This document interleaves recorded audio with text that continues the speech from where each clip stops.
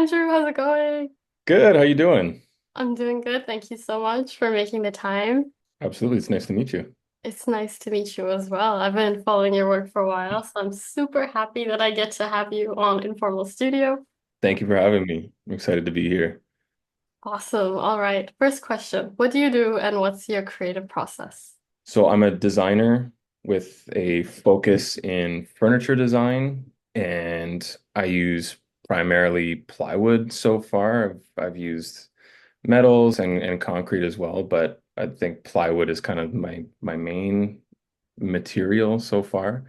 It's accessible and easy to work with. I have sort of like a very trial and error style of design, very iterative. I like to bring my ideas to life as much as possible and improve or remove elements. Pretty typical design process.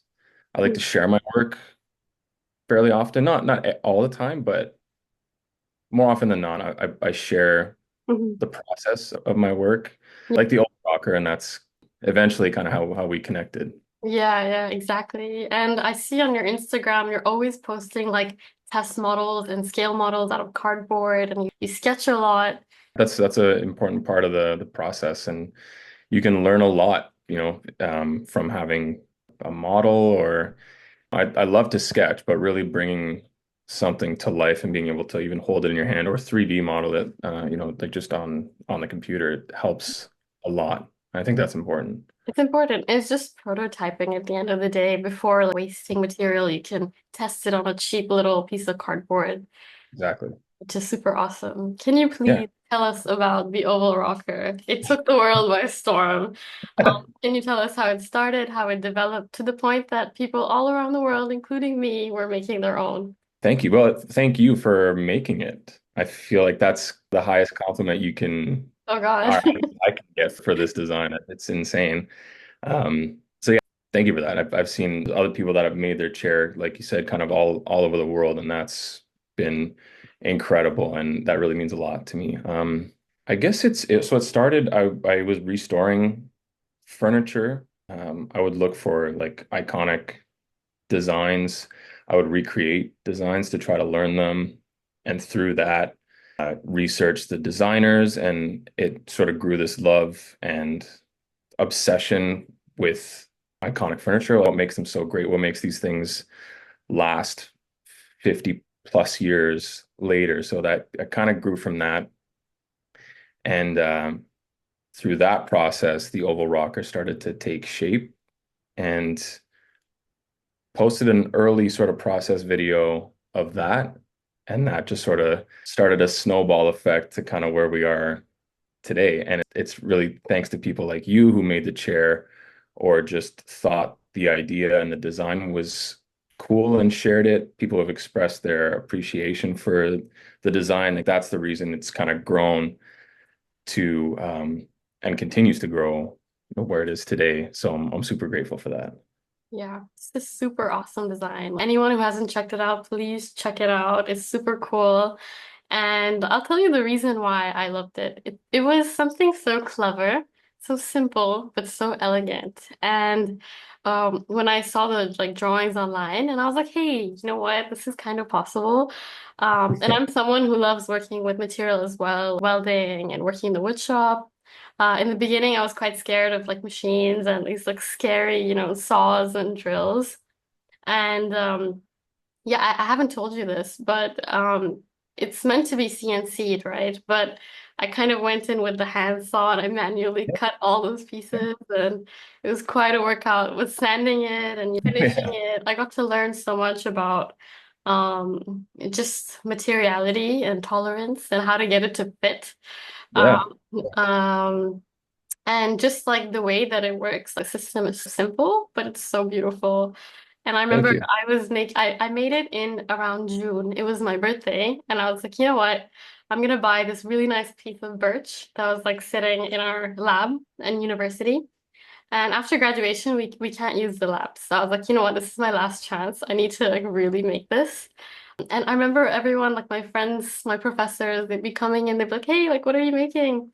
And then I would like open your Instagram, like this guy, he made this really cool like rocking chair. and people are coming in there trying it out, and people of That's all so cool. ages are like just sitting on it and rocking. And it looks so expensive and so fancy at home. So yeah, thank you so much for making that kind of design. That's awesome. Thank you so much.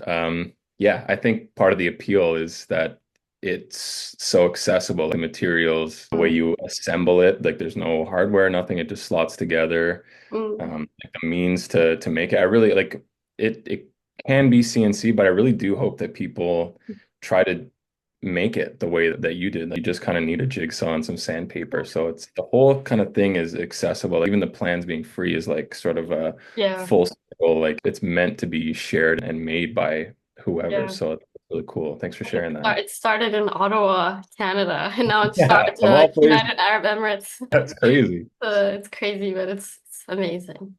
Thank you. As someone who designs super cool furniture, I'm so curious, how does your own home look like? I'm a fan of mid-century design. So we have a lot of like warmth, I would say, in our home. We have a couch that takes up the majority of our sort of living space. So it's we don't have a lot of bigger pieces because of that, but I am trying to like slowly collect cool and interesting pieces that I can find or the space, our living space is filled with prototypes sometimes. It can get chaotic, but it's cool to live with a design and see how it functions in your space. How does it feel to actually use this thing in different times of day? How does it look? All this. It's sort of like a test. So there's prototypes a lot of the times, just kind of like hunks of wood all over the place. It's really I enjoy it. But It's I don't amazing. know. Yeah, overall, I think we try to make our space Hmm. cozy. If I had to pick one word, it's good. Totally. That's perfect. Awesome. What advice would you give to someone who wants to get into furniture design, but they don't know where to start? I don't think there's any like good or bad way to start. Just start somewhere. Pick an area and just start. Sketching is one way, but most importantly, just try to bring your ideas to life as often as possible. Iterate, and that could be Hmm. cardboard models, it could be full prototypes, but really just get into the habit of completing or realizing an idea, put the idea to action and do the thing. Hmm. Bring it to life. Share your work too. You don't know the connections you could make, or what you're going to learn about your design process yourself, or even like the people you could potentially inspire by sharing your work, or you could spark an idea in someone else. That's also a cool thing. So yeah, put ideas to action and just, bring your ideas to life as much as possible. Great advice. Very true. You gotta just do it sometimes, not hesitate. Yeah, yeah, that's the reason we're talking today, honestly, is just from doing that. Exactly. I have the courage to reach out, and here we are. What are you currently exploring in your work, and what's next for you? I feel like I'm always prototyping something. Some things they get further along than others. Some things just, I'm okay to leave. Maybe I can come back to that later. I'm always feel like I'm working on something. More recently, I guess I'm working on this. Mm.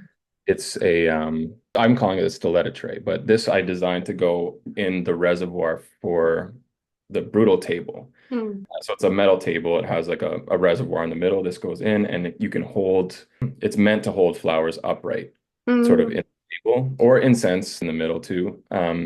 But I noticed while I was designing this for the table, I was like, oh, this is a cool piece sort of on its own.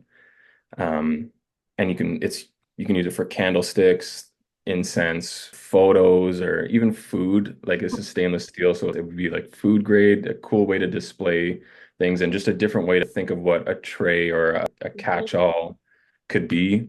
So yeah, I'm excited for this. I've kind of been putting a lot of time into this thing. I think it's really cool. Super It looks cool. dangerous, but it's I think it's fun, and that's what I've been focusing on more That'd be recently. awesome for like rings and like necklaces, jewelry. Exactly. You have to be careful. You have to be delicate. But yeah, like exactly. And I'm still like exploring the Mm. use case for this because it's kind of, I mean, I've never seen something like this. So it's trying to figure out like what could it really be Mm. used for. And I'm finding you can whatever you want too, right? Like what do you use a catch-all tray for? It's Exactly. everything. So it's Yeah. cool. Well, I'm glad that you're always making and always thinking and, prototyping. And, soon we'll see it on Instagram when you have like the full scale of it. Most likely. Yeah. So everybody, please follow Andrew on his Instagram. Stay up to date. Thank you. All right. Thank you so much for your time. It was awesome talking to you. I felt like I learned more about your process and how you think about design and would love to have you back on. Absolutely. Thank you for having me. Thank you for making the chair, and best of luck in all your creative endeavors and everything. Awesome. Thank you. Bye-bye. Take care.